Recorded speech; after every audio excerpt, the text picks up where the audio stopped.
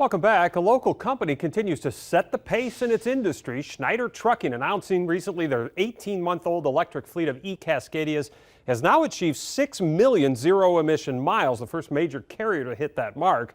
That equates to removing about 21,000 gas-powered passenger vehicles from the roads for a single year. The fleet operates in Southern California, but can it provide a roadmap to more widespread use in the transportation industry? And we welcome in Mark Rourke. He is the president and CEO of Schneider Trucking. And we have visited on this program before, Mark, about the electric vehicles.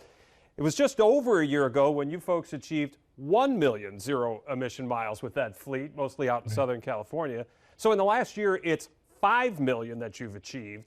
What accounts for that big jump? Well, we're finally into full operation, and I think really demonstrates, Chris, we're not talking about a pilot or a test. We're in a full operation in our Southern California intermodal group, and so now we're just getting to about our 18th month of operation, and that's how we got over our 6 million miles. So pretty exciting for us.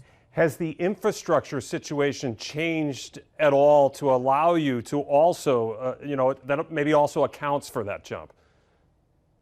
A little bit. It's developing, but largely that's our own infrastructure that we put in place Right. at our El Monte location. And so without that, we could not get close to achieving what we've achieved, but it is improving, and we periodically have to use someone else's charging, a public charging, to keep the day going for an individual driver, an individual load. But predominantly it's our own charging system that's allowed us to be successful. Are there plans to expand that part of your operations out there and maybe get more charging in to allow you to cover more ground?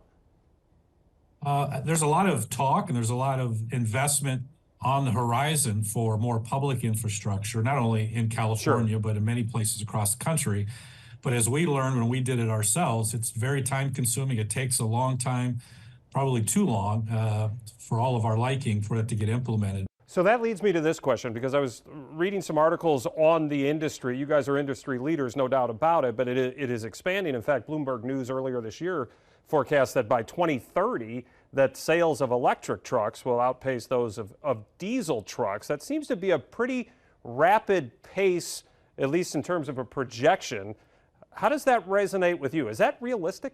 Yeah, I would be skeptical that we're going to be able to move as an industry that fast. Okay. First of all, it's the application that has to fit, right? Because it has a different, as we've talked about before, a different range Right. of operation before it has to go back and be charged. And so I think that fits best in these local high-density markets where you can have the freight patterns match what your capability is operationally. And so there's certain states with mandates and that are on a very aggressive path, but I think you need the infrastructure, you need the cost to come in line, you need the capability to come in line.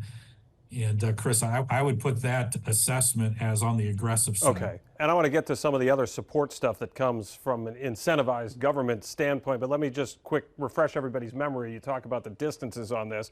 Are you still about 220 miles per charge on these trucks? Is that's still where you're at? Yeah, that's operationally where this generation of trucks are, and there hasn't been a newer generation developed Okay. yet. And so that's very much our experience. And our average trip length in this operation is somewhere in the 60 to 70 miles per trip. So that's why it works so well Okay. in those high density markets like Southern California. All right, so let's talk about this. This growth that you guys have had since you started this program has all taken place under a government that was incentivizing, that was motivated to move into this arena, a White House administration that certainly supported it. That's all about to change in terms of administration. Do you think that changes anything in terms of how you may continue down this path? Well, that's a great thought there, Chris. I think the new administration is probably going to be more market driven. I would Okay. expect to be more market driven than mandate driven. So that could have some effect, but there's still the CARB states and those who have adopted a more aggressive posture that have an EPA waiver.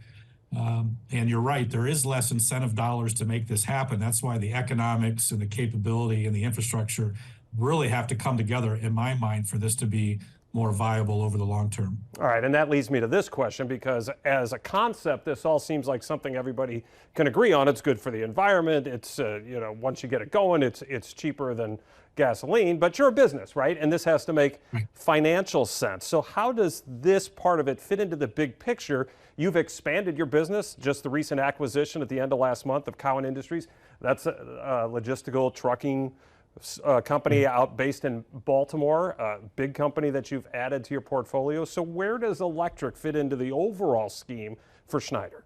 It hasn't advanced much beyond California at this point, and largely that's economic driven. It's twice as expensive for us to operate an electric truck presently than it is a diesel alternative without government's help and subsidy and offset. And so that's get back to the point of how it has to mature and get cheaper over time for that to make sense. And it also has to make sense weather-wise, and that's why you're probably not going to see them in Wisconsin anytime real soon, at least on our watch, just because the weather even cuts that, cold weather can even cut that range down further.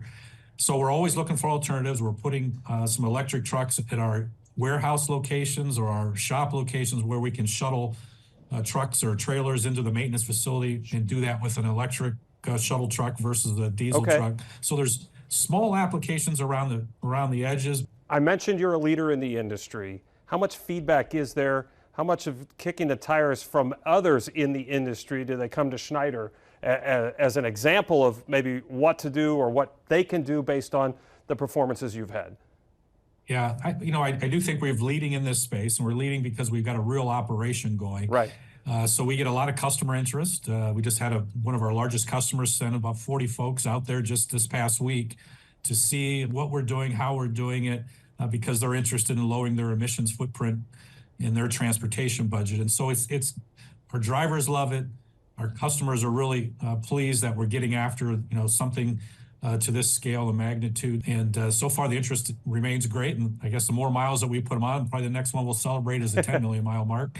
But it's great for our company. It's great for our brand. Terrific. Mark, it's great to talk to you. And if you hit 10 million, we'll be doing this again. My guess is it won't take a year at the rate you guys are increasing this exponentially. Yeah. So congratulations. Yeah, we're moving. Yeah, congratulations on this milestone. Happy holidays. Great. Thank you. Appreciate it.